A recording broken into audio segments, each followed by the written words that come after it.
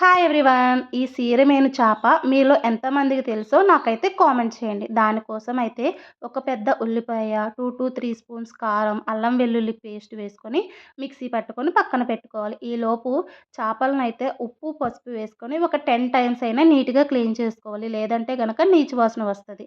దీనికి చీరమేను అని ఎందుకు పేరు వచ్చింది అంటే ఇవి వలలో కూడా దొరకవుమాట. చీర వేసుకొని పడతారంట. అందుకని వీటిని చీరమేను లేదా సీరమేను చేపలు అని అంటారు. నేనైతే ఇప్పుడు స్టవ్ వెలిగించలేదు. చేపలని మ్యాగ్నేట్ చేస్తున్నాను. కొంచెం నూనె వేసుకొని ఈ చేపలని ఇందులో వేసుకోవాలి. మనం అన్ని చేపల్లా ఈ చేపల కూర అయితే వండకూడదనమాట. ఇప్పుడు నేను చెప్పిన ప్రాసెస్‌లో అయితే వండడానికి ట్రై చేయండి. నూనె వేసుకొని చేపల్ని, అలాగే మనం ముందుగా ప్రిపేర్ చేసుకున్న పేస్టు, పచ్చిమిరపకాయి, కరివేపాకు వేసుకోవాలి. మామూలు చేపల కన్నా ఈ ఈ కర్రీకి కొంచెం కారం అయితే ఎక్కువ పడతది. ఇప్పుడే ఇందులో ఫిష్ మసాలా కూడా వేసుకొని ఒక 10 మినిట్స్ అయితే గనక ఈ చేపలకి రెస్ట్ ఇవ్వాలనమాట. 10 మినిట్స్ తర్వాత స్టవ్ వెలిగించుకొని మనం వండుకోవచ్చు. కావాలంటే ఒక హాఫ్ ఎన్ అవర్ కూడా మనం రెస్ట్ ఇచ్చుకోవచ్చనమాట.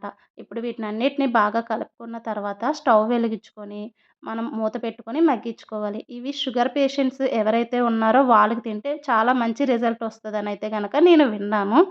అలాగే మనం సీజన్‌లో దొరుకుతాయి కదా! ఈ 2-3 మంత్సే దొరుకుతాయంట. వీటి కాస్ట్ కూడా ఎక్కువేమి ఉండదు. మాకు ఆ చేపలన్నీ ఒక 100 రూపీస్‌కైతే వచ్చేసినాయి.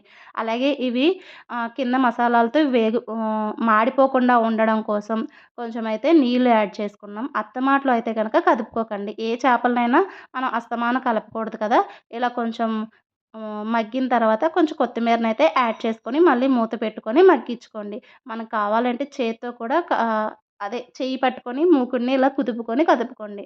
మొత్తం నీరంతా ఎగిరిపోయేంత వరకు ఉంచుకుంటే ఈ సీరమీన కర్రీ అనేది రెడీ అయిపోతదనమాట. ఈ సీజన్‌లో దొరికే ఈ చేపల కర్రీనైతే గనక వండుకోవడానికి ఒక్కసారి ట్రై చేయండి. విజయవాడలో అయితే మనకి ప్రకాశం బ్యారేజ్ సైడు ఇలా గుట్టలో అయితే గనక వేసి అమ్ముతున్నారు. ఇంతేనండి, సీరమీన కర్రీ అయితే ready. Please like, share, subscribe my videos.